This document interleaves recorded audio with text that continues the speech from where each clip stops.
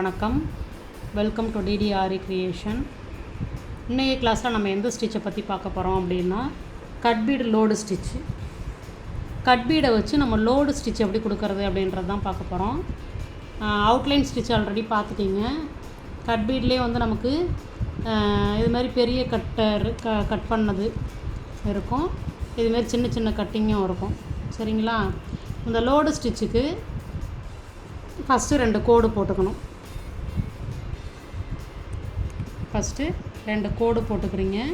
இந்த கோடை பேஸ் பண்ணி நம்ம லோடிங் கொடுக்க போகிறோம். சரிங்களா? இது வந்து நம்ம அட்வான்ஸ்லேயும் பார்ப்போம்.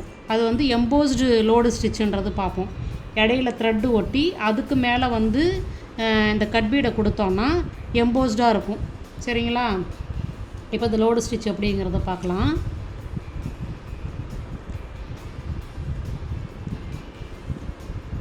பீடு எடுத்துக்கிறீங்க. எடுத்துக்கிட்டு கீழ் கோட்டிலேருந்து மேல் கோட்டுக்கு போகிறோம். ஜரி த்ரெட்டு எடுத்துக்கோங்க. இப்போ நமக்கு 2 இது வந்து நமக்கு கிராஸாக கொடுக்கணும். லோடு ஸ்டிச் எப்போதுமே நம்ம கிராஸாக கொடுக்கணும். அதனால் இன்னொரு கட் பீடு எடுத்துக்கோங்க. அந்த கோடில் வந்து செயின் வர மாதிரி கிராஸாக கொடுக்குறீங்க. இப்போ இது வந்து என்ன பண்ணணும் அப்படின்னா லாக் பண்ணணும். குட்டி செயின் போட்டு லாக் பண்ணிடணும். லாக் பண்ணிவிட்டு திரும்ப நம்ம ஸ்டார்ட் பண்ண இடத்துக்கே வரணும். சரிங்களா? அங்கேருந்து திரும்ப லோட் பண்ணக்கூடாது. கீழ்கோட்டுக்கே வந்துட்டு அதுக்கப்புறமேட்டு திரும்ப வந்து நம்ம கட் பீடை லோட் பண்ணி ஸ்டிச்சிங் கொடுக்கணும்.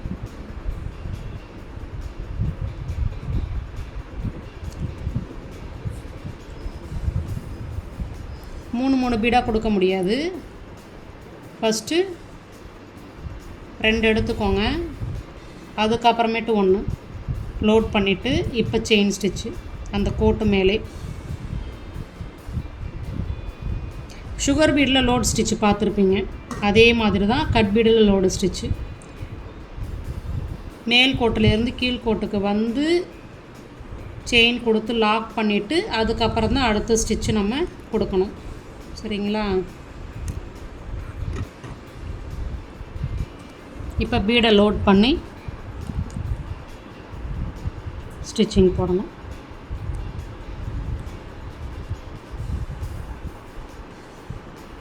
இது ப்ளவுஸோடைய நெக்கில் வந்துட்டு நம்ம இந்த டிசைன் கொடுக்கலாம்.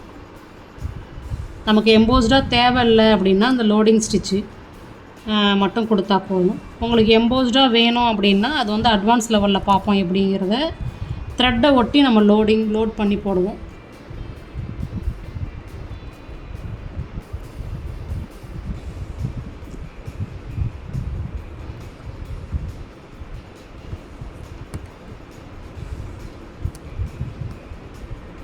அஞ்சு லைன் ஜரி த்ரெட்டு, ஒரு சுகர் பீடு லைன் கொடுத்துட்டு அடுத்து நம்ம வந்து சிம்பிளாக ப்ளவுஸ் ஒர்க்கு பண்ணுறதுக்கு இந்த லோடு ஸ்டிச் கொடுத்து ஃபினிஷ் பண்ணிக்கலாம். இப்போ நம்ம அது மாதிரி லோடிங் கிராஸாக கொடுத்துக்கிட்டு இருக்கும்போது உங்களுக்கு என்ன ஆகுதுன்னா ரொம்ப இது கிராஸ் வந்துச்சு அப்படின்னா அதை சரி பண்ணுறதுக்காக இப்போ நம்ம இங்கேருந்து செயின் ஸ்டிச்சு கொடுத்துட்டோம். திரும்ப ரிட்டன் கீழ் கோட்டுக்கு வந்துட்டோம். வந்ததுக்கப்புறம் இந்த இடம் ரொம்ப கிராஸ் வளைவு வர மாதிரி இருக்குது பாருங்கள். அப்போ நம்ம என்ன பண்ணணும்னா இங்கே முன்னாடி ஒரு குட்டி செயின் கொடுத்துட்டு அதுக்கப்புறமேட்டு கட் பீடை வந்து லோட் பண்ணி ஸ்டிச்சிங் கொடுக்கணும். அப்போ உங்களுக்கு அந்த வளைவு வந்து சரியாயிடும். இங்கே பாருங்கள், கேப்பும் வராது, கரெக்டாக வந்துருச்சு பாருங்கள். கொடுக்கும்போதே நம்ம அதெல்லாம் பார்த்து கொடுக்கணும். திரும்ப ரிட்டன் கீழே வரீங்க. கீழே வந்துட்டு லாக் பண்ணிவிட்டு லைட்டாக முன்னாடி வந்து கூட நீங்கள் அதை சரி பண்ணி கட் பீடை வந்து லோட் பண்ணி ஸ்டிச்சிங் கொடுக்கலாம்.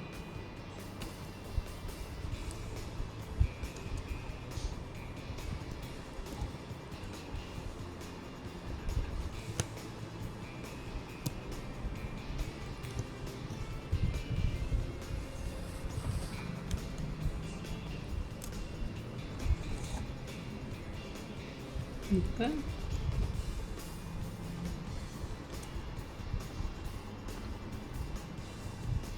கட் பீடை லோட் பண்ணிக்கிறீங்க. கீழ் கோட்டில் எடுத்து மேல் கோட்டில் ஸ்டிச்சிங் லாக் பண்ணிக்கிறீங்க. குட்டி செயின் கொடுத்து லாக் பண்ணிடணும். கீழே வந்து நம்ம செயின் கொடுத்து திரும்ப ஒரு குட்டி செயின் கொடுத்து லாக் பண்ணிவிட்டு தான் அடுத்தது ஸ்டிச்சிங் பண்ணணும்.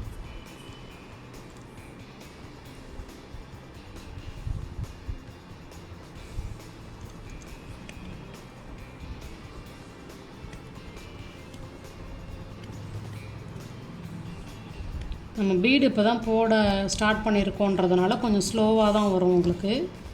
நானே அதுக்காக தான் உங்களுக்கு ஸ்லோவாக போட்டு காமிக்கிறேன். நான் வந்து ஃபாஸ்ட்டாக போட்டு காமிச்சிட்டேன்னா உங்களுக்கு வந்து என்னடா அது ஃபாஸ்ட்டு வரல, நம்மளால் பீடு எடுக்க முடியல அப்படின்னு கொஞ்சம் திணறுவீங்க. அப்படின்றதுக்காக தான் நானும் வந்து ஸ்லோவாக போட்டு காமிக்கிறேன்.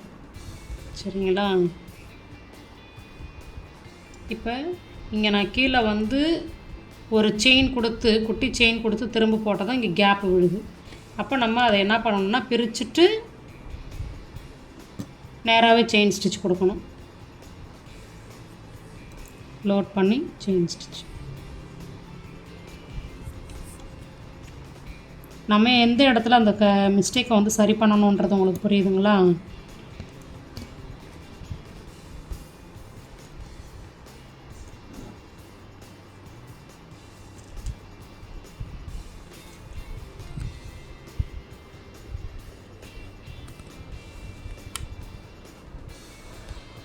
ஒரு ஃப்ளவருக்கும் நம்ம அந்த லோட் ஸ்டிச்சு கொடுக்கலாம். லோட்டஸுக்கு ரவுண்டு ஷேப்புக்கும் கொடுக்கலாம். ஃப்ளவரு 5 இதழ் கொண்டது அது மாதிரி உள்ள பூவுக்கும் கொடுக்கலாம். அதை முடிச்சுட்டு ஒரு ஃப்ளவர் வரைஞ்சி அதில் எப்படி போடணுங்கிறது உங்களுக்கு நான் சொல்கிறேன். நீங்கள் போட்டு அனுப்புவீங்க.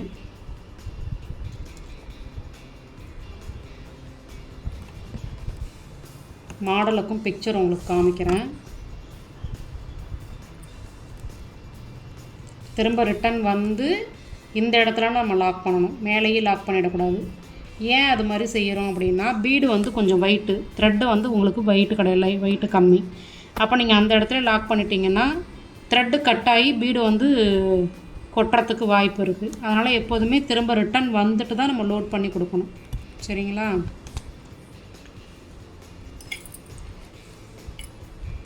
இப்போ இதிலையே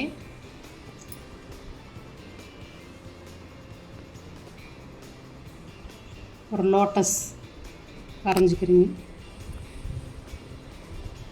வரைஞ்சிட்டு அதில் வந்து லோடு எப்படி லோடிங் கொடுக்குறதுன்றத இதில் வந்து இப்போ இப்படி கிராஸாக கொடுப்பீங்க. கீழே இருந்து வரணும். சரிங்களா? இப்படி கீழே இருந்து லோட் பண்ணி ஸ்டிச்சிங் கொடுக்கணும். இதில் வந்து என்ன பண்ணுவீங்கன்னா ஸ்ட்ரெயிட்டாக கொடுத்துக்கலாம். இப்படி இல்லை அப்படின்னா இதுலேயும் கிராஸாக இப்படி கொடுத்துக்கலாம். இப்போ நான் உங்களுக்கு எப்படி கொடுத்துருக்கேன் அப்படின்றத காமிக்கிறேன். நீங்களாவே அதை வந்து ப்ராக்டிஸ் பண்ணுங்கள்.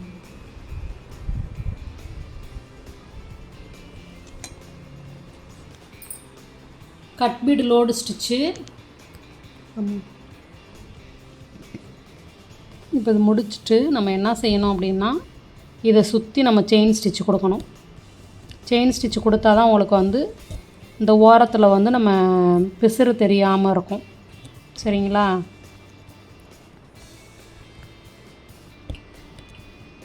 அதை ஒட்டியே செயின் ஸ்டிச்சு கொடுக்கணும்.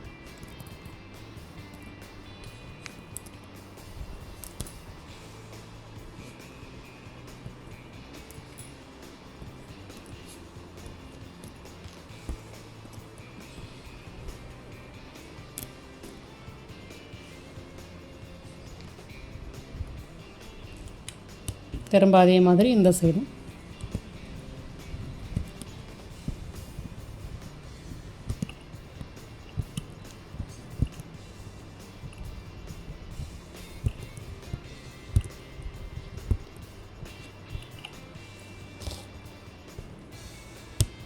குட்டி செயின் போட்டு லாக் பண்ணிக்குவீங்க.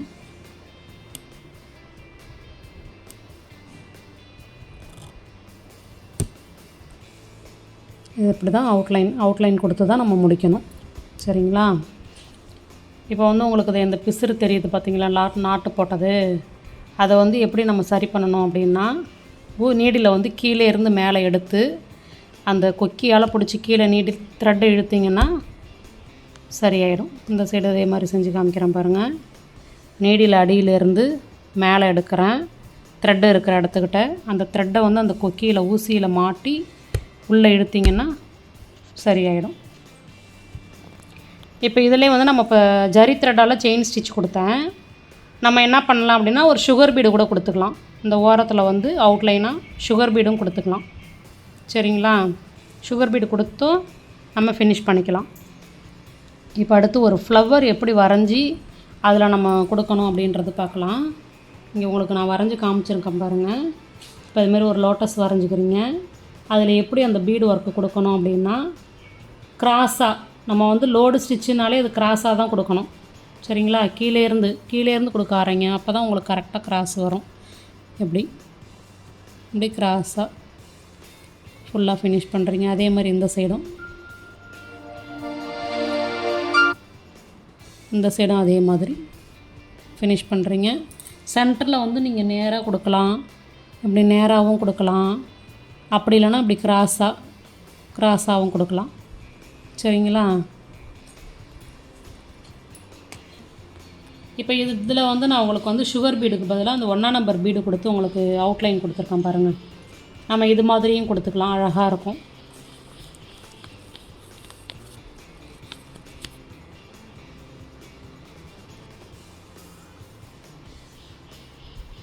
ஒரு ப்ளவுஸில் வந்துட்டு சிம்பிள் டிசைனாக கொடுக்கணும் அப்படின்னா இது மாதிரி நம்ம வந்து 2 கையிலையுமே இந்த டிசைனை கொடுத்துக்கலாம்.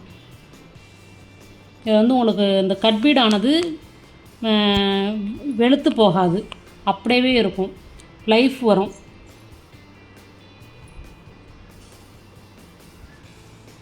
பெரிய கட் பீடை வச்சு எப்படி போடுறது, லோடு ஸ்டிச் எப்படி போடுறதுங்கிறதுக்கும் ஒரு ஃப்ளவர் போட்டிருக்கேன். நம்ம ப்ராக்டிஸ் பண்ணும்போது ஸ்டார்டிங்கில் வந்து கற்றுக்கிட்டது இதில் தான் கற்றுக்கிட்டோம். அதே வந்து சின்ன கட் பீடை வச்சு ஒரு ஃப்ளவர் வந்து எப்படி போடணும், லோட் பண்ணி போடணும் அப்படின்றதையும் உங்களுக்கு ஒன்று போட்டு காமிச்சிருக்கேன் பாருங்கள். சரிங்களா? இதே மாதிரியே நீங்களும் போட்டு காமிக்கிறீங்க. நான் இப்போ இந்த ஃப்ளவரையே உங்களுக்கு போட்டு காமிச்சிட்டேன் அப்படின்னா உங்களுக்கு வந்து அதில் உள்ள மிஸ்டேக் எப்படி சரி பண்ணணுன்றதெல்லாம் தெரியாது. அதுக்காக தான் வந்து நான் பேசிக்கு ஸ்ட்ரைட் லைன் மட்டும் போட்டுட்டு ஒரு ஃப்ளவர் டிசைனை உங்களையே போட சொல்கிறேன். அப்போ போடும்போது தான் உங்களுக்கு வந்து அதில் என்ன மிஸ்டேக் பண்ணால் நம்ம எப்படி சரி பண்ணணும் அப்படின்றது உங்களுக்கு தெரியும். சரிங்களா? அதனால் நீங்களே போட்டு பாருங்கள்.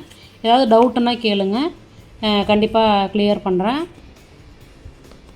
ப்ராக்டிஸ் பண்ணுங்கள். நீங்கள் ஒரு டிசைன் தான் போட்டு பார்க்கணுன்னு அவசியம் இல்லை, 2-3 டிசைன் கூட போட்டு பார்க்கலாம். எந்த அளவு போட்டு பார்க்குறீங்களோ அந்தளவு நமக்கு வந்து ப்ராக்டிஸ் ஆகும். சரிங்களா? நன்றி, வணக்கம்.